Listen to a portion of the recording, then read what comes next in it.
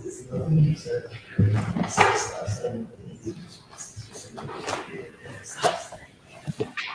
everybody. Thank you for joining. It's my ultimate pleasure to present Diana and Ștefan tonight. I actually know Diana for many years. We did a project together for 15 Minutes of Fame. With her and her quartet, Passion, some time ago. And they've doing this world tour, going to present Romanian music with their program, Musica Prohibita. And let's welcome them on the stage.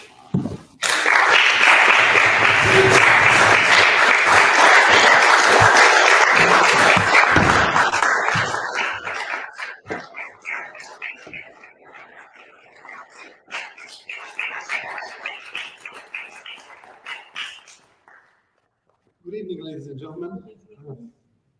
We are in New York, so not only out of courtesy, but also out of the cultural environment pressure.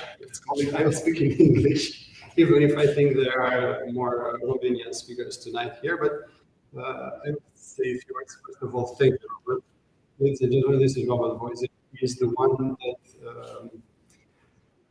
helped us to find this beautiful place. It's absolutely great. And I think it's a place to remember here, that we can make this event. It's a place which is very connected to music. So we have here a wonderful space and a wonderful instrument. And we are happy to share with you our ideals and our concept and the tour that we are ending tonight. It's a tour that was dedicated to the fight against oblivion, actually. We are usually focused on culture and music as entertainment. But especially classical music, or the music which is connected to the classical culture, is far more than entertainment. First of all, culture is truth. Culture represents truth. So the subject of this meeting tonight, and this recital and the around the globe, is a serious one, because very rarely the truth is entertaining. Truth is usually something serious. And the truth tonight is the fight that humanity should have against oblivion. This is the most we can do. We are musicians. We cannot do more. We cannot have conferences. We cannot publish books. Maybe somehow, but if you write some master or some degree. But the most that we can do is to perform. Our advantage into this direction is that the music touches very deep, and the music is a living product. The music is the living witness of what happened in the moment that composer created that work. A great musician, a great director, maybe the greatest conductor of the 20th century, Wilhelm Furtwängler, the German Wilhelm Furtwängler, said that if you don't make music with joy, you shouldn't have it at all. Music is joy, of course, and the beauty of the fact that even if depicts tragical events is that it transforms it into beauty. This is the fight that we can have. Humanity seems to forget some very serious experiences, some tragic experiences. And some events that we were having or finding out from our grandparents, now we hear them from the news. And this means something. This means that from time to time, things are just coming back in the human destiny. We are dedicating this tour to the end of the greatest tragedy of the modern humankind, Second World War, that included also the Holocaust. And we want to prove through this tour of ours that in music there are deposited the greatest values of the humanity. Music is a fight against oblivion. So thank you for being together with us into this direction, into this fight of ours. The program that we present is built exclusively out of works composed by composers that had suffered some form of persecution. Actually, not exclusively. It's one work which is especially composed for this tour by our dear friend, the young and very talented composer Roman Vlad. So we have also a first audition into this tour. It's a work dedicated to Diana and to the violin solo. But except of that, we will meet only composers that had some connection to the idea of oppression. We will start with Paul Constantinescu because it's also very connected to the Romanian folklore, and it is some kind of an introduction into a travel around into Romanian culture. So Paul Constantinescu, a direct descendant of George Ionescu, has this connection to the Romanian traditional music on one hand, and on the other hand, he was suffering severe treatment because of the communist persecution.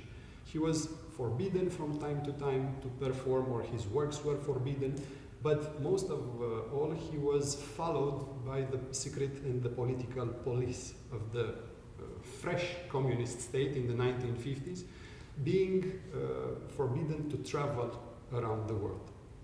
It's very interesting because we found out the institution which is studying the political persecution of the communist system was publishing some very interesting documents about Paul Constantinescu, about this composer.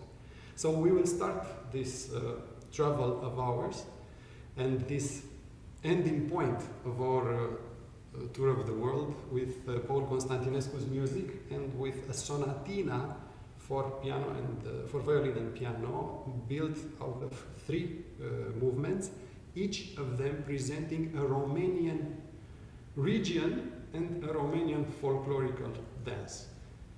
They are very difficult to be translated in English because they are special names. One of them being some kind of a pride of a Romanian culture of being impossible to be translated, and this is DOINA. This is one of the words that we have no correspondent in other language. So it is a hora, a doina, and a folkloric Dance, yes. Paul Constantinescu and his sonatina for violin and piano in the opening of this program.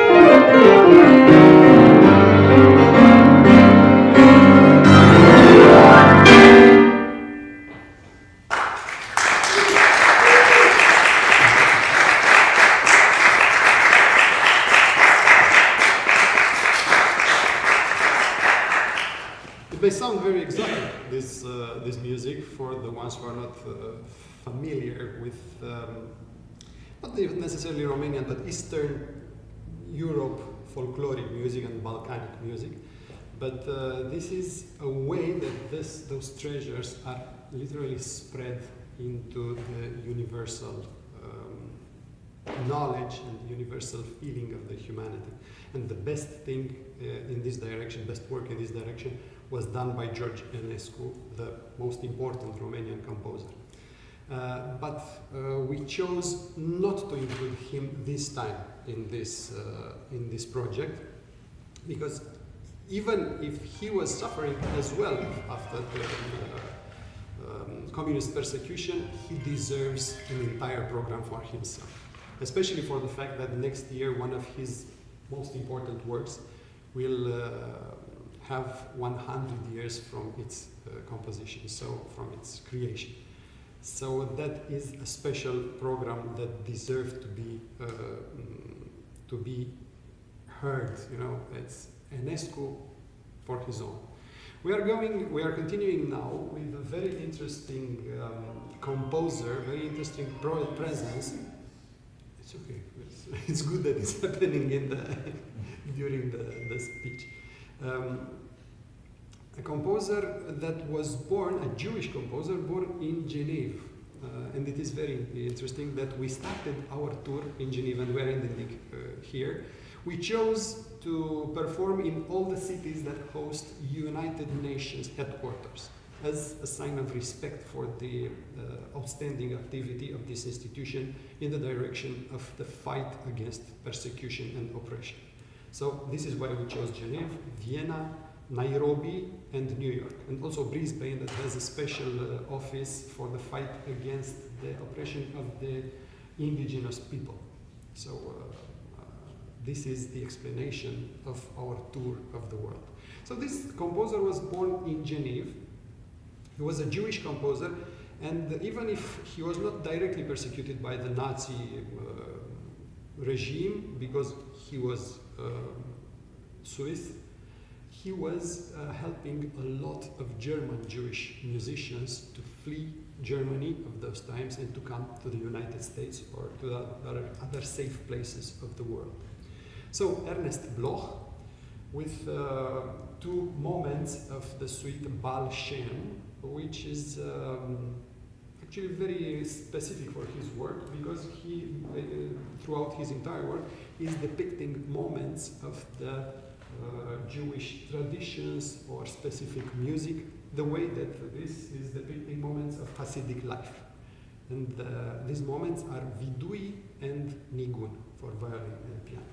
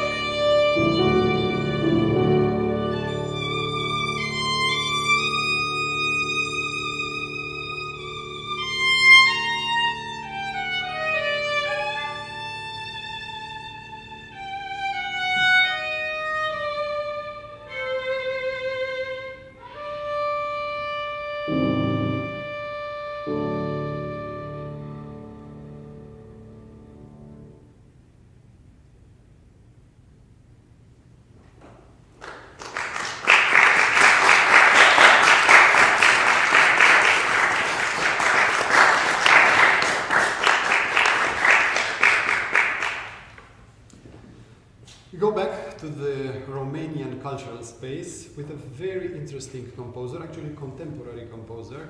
He passed away, I think, in 2005 or 2006. He is a Romanian composer of a German origin.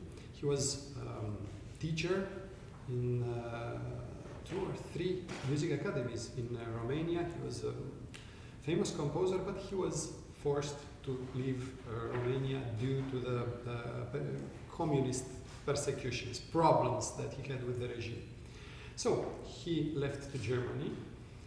His son, Ralph, so the composer's name is Walter Michael Klepper. His son, Ralph, is born in Germany and is the one to whom is dedicated the sonatina that you will listen in the following moments.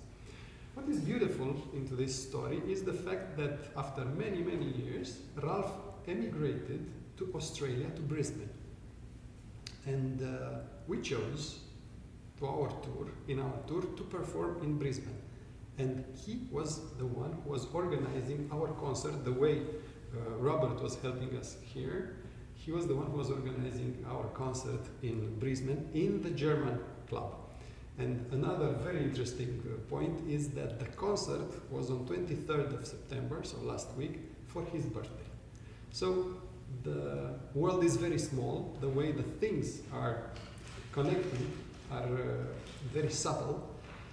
But it seems that all are connecting through the victory of music and of arts. So there will be a sonatina by Walter Michael Klepper, also depicting moments of the traditional life, let's call it, but this time from a special area of Romania which is inhabited by the German ethnics. There are 3 movements that are presenting also some dances very different to the ones that you heard from Paul Constantinescu, and especially the last movement is unique in Romanian music because it's unfolding on a single sound, or a repeated sound in the bass, and it's depicting a wedding. We know this from the son of the composer, who was with his father when he was seeing these scenes in a Romanian village, and then he was putting them into music. So we know this from the very precise and direct source. Is a wedding which is approaching the observer and then is departing. So, Sonatina for violin and piano by Walter Michael Klepper.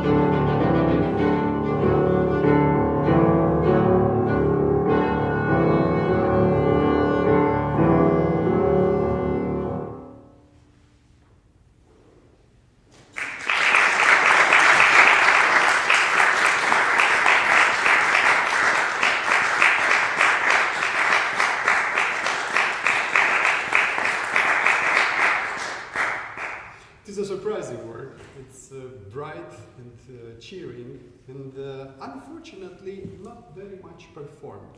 So we are happy that we can introduce into the circuit of concerts, like this type of jewelries. Actually, we fell in love to this work. We made, I think, 2 or 3 video recordings of it, and his son found it on internet, and he was getting in contact with us, thanking us that we are performing his father's music.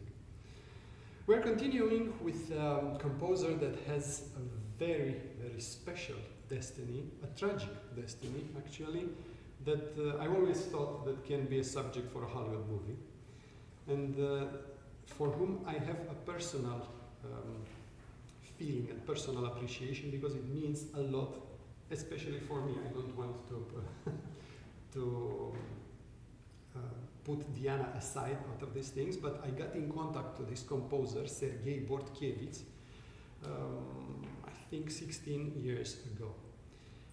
What is this special about him? He was suffering of persecutions of all kinds possible. He was born in Ukraine. He is an Ukrainian Jew, born in Kharkov. So unfortunately for these times, he bears a new meaning, a new and unwanted meaning, his life and his destiny.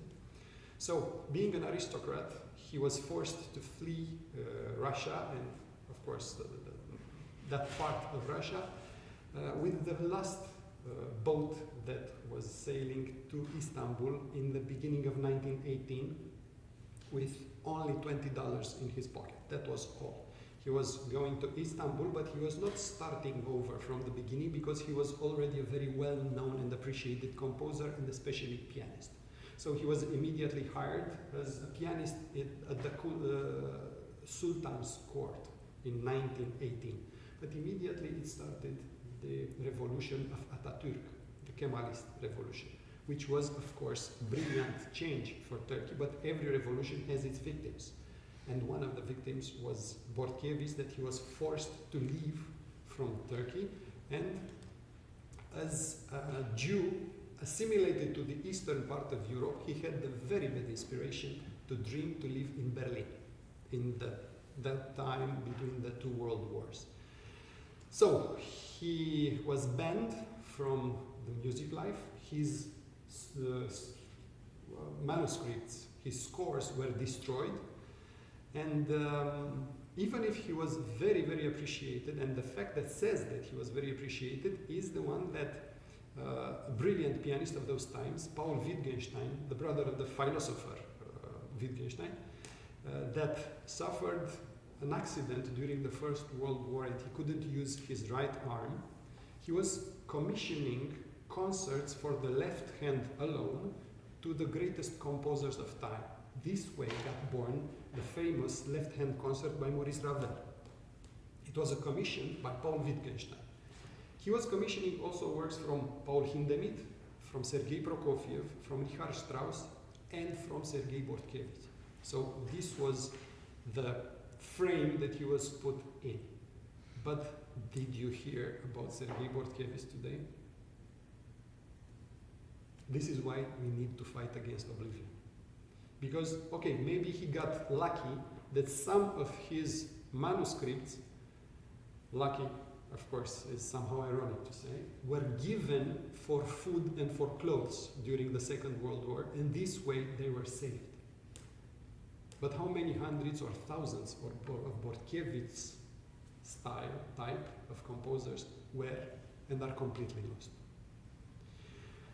I got in contact to him by chance, being asked to make world premiere recording for 2 of his concerts, the concert for the left hand and another concert that has the title Per Aspera ad Astra, so through difficulties to the stars.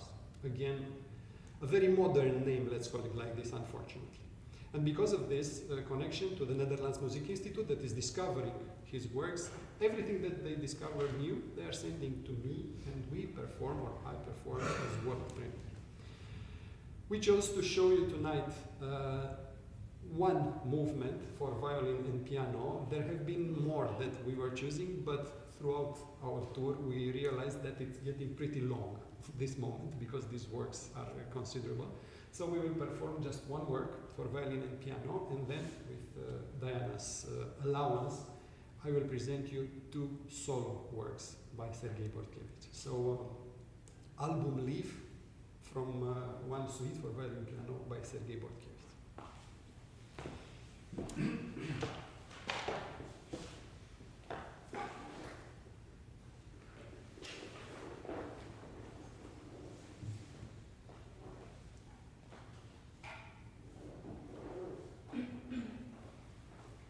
You are very welcome to take photos while we perform. We would really appreciate that. And you can send them to our pages, Diana Jipa, violinist, and Ștefan Doniga, pianist. Preferably without the blitz. Thank you.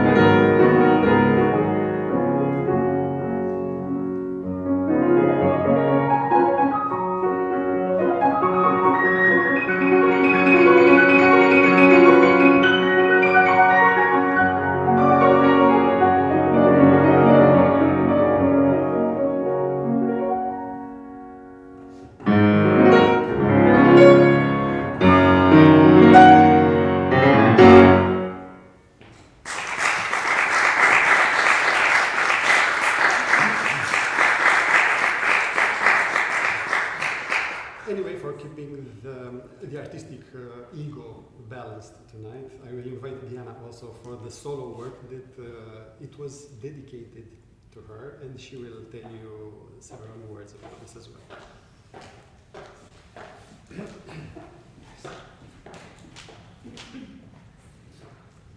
It is such a privilege to have a work especially composed for our projects, and this is not the first time when this happens, and when the young composer Roman Vlad gifts us several of his works. This has happened also last year when he gave us a work to accompany us in our journey throughout the world on all continents. So this year's gift, which also bears the name of the project, Musica Prohibita, is a work that very finely depicts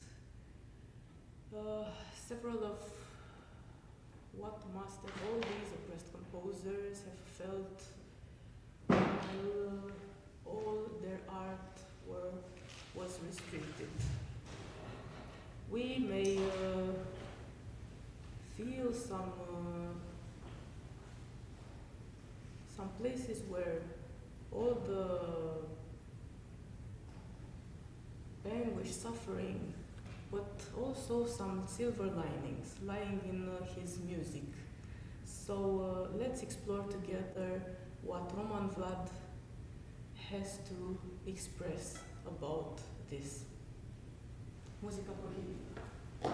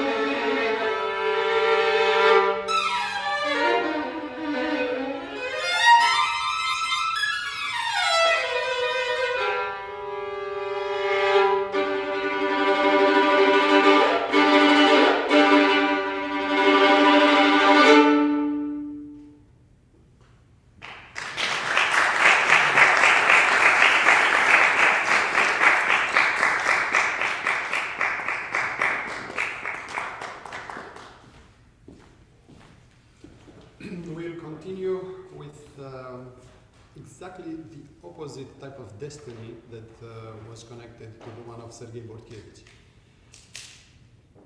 Dmitri Shostakovich. Everybody heard about him, about his work, and about his life. He was suffering seriously after his relation to Iosif Vissarionovich Stalin. Actually, this type of appreciation and denial was producing into Shostakovich mind and soul that sufferance that gives to the world this absolutely wonderful music. And I remember his life is subject of books and of movies and of countless studies, but I remember of his destiny, of his biography, one specific image which impressed me the most.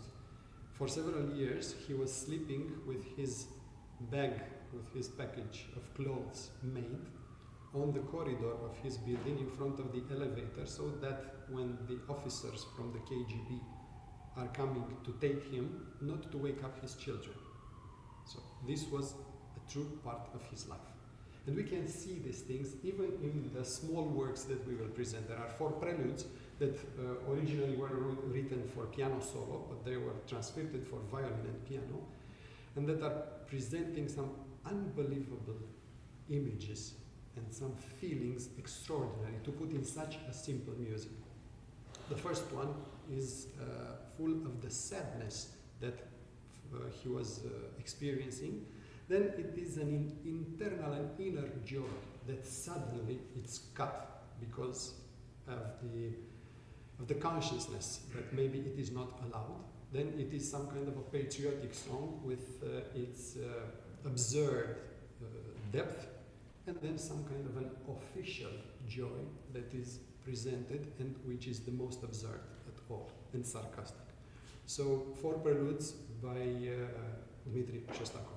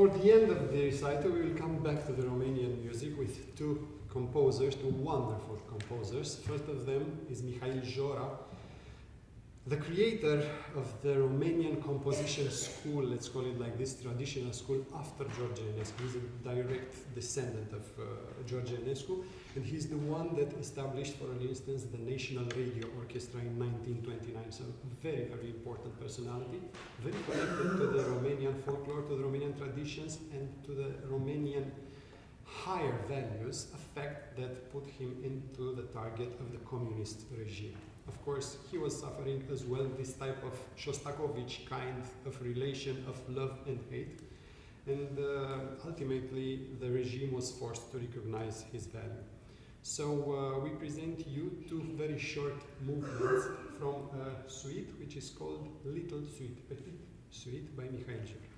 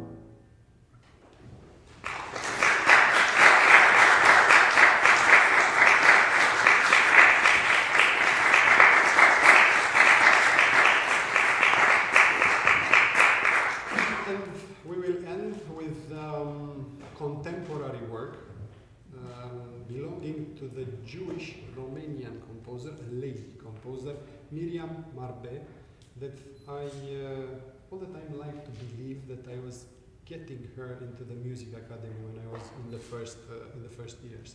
I'm not very sure, but it is anyhow her activity going until the late 1990s. She was also having many troubles with the communist regime. She was refusing repeatedly to be a part of the Communist Party. This way, she was refused as well to be promoted, to be advance in the academic life. But everybody was acknowledging her as a very, very important composer with a lot of activity in the field of promoting the contemporary music. So for the end of this recital, a joyful work, like an opening, like a hope of this travel. Humoresque, so something based on humor. It's a work of light and delight. Humoresque actually for violoncello and piano, that was adapted for violin and piano by Diana and myself for the end of this recital.